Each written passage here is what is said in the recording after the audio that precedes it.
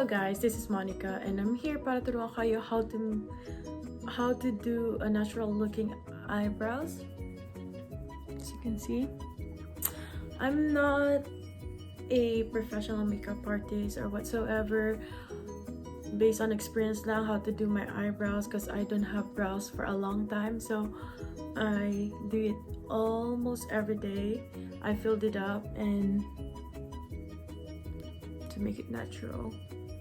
And I'm only using 3 things. I'm only using this Pomade by Anastasia, this brows by Anastasia, brush and spoolie, and this Proconcealer by Anastasia. So if you like this video, comment it down below. If kung meron pa kayong mga gustong ipagawa sa akin, let me know. So I guess that's it. It's gonna be on the other video after this, so make sure after this video please subscribe, like, and comment down below. Bye! Kung titignan nyo yung kilay ko, hindi siya makapal, pero pwede na, diba? So I'm using Deep Brow Pomade by Anastasia, and color is soft brown. Don't know if magpo-focus siya best, pero it's right there. Yan. And this is Anastasia brush too, like an eyebrow brush. Pero nakalimutan ko na kung anong pangalan eh. And this is my go-to brush. And ang tagal na nito sa akin. So, yan.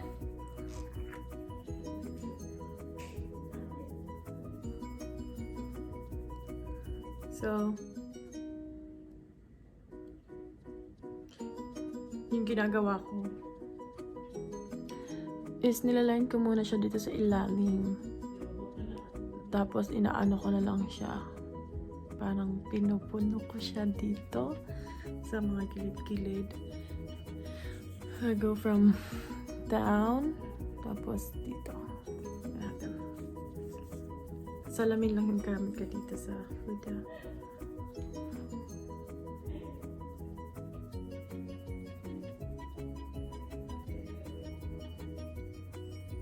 That's my piece right there. Tapos sa taas.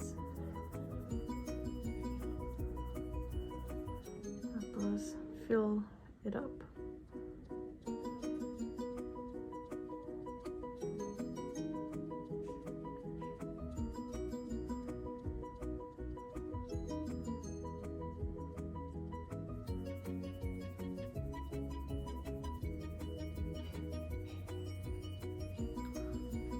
See that?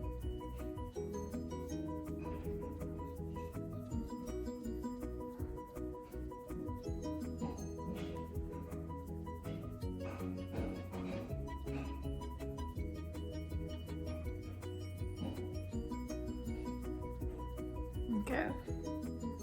Tapos, I use this Anastasia Proconcealer eyeshadow primer and color corrector.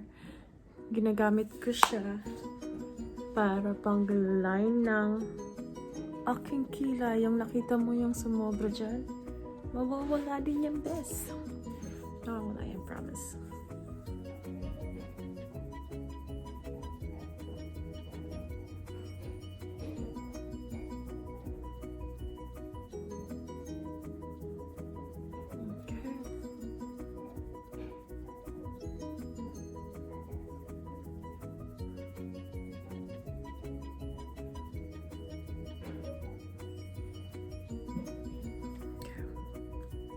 Other side.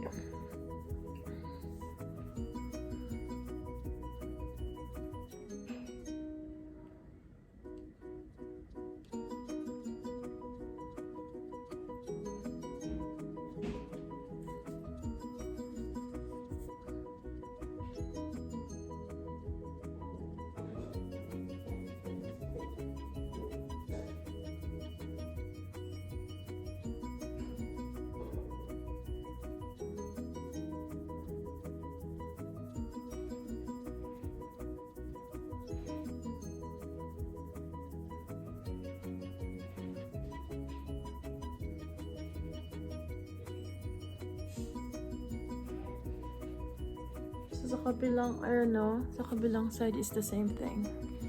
Down, up, tapos fold it up. Tapos pull mo lang yung hair up. Look it natural. Tapos na may sobra. Use this.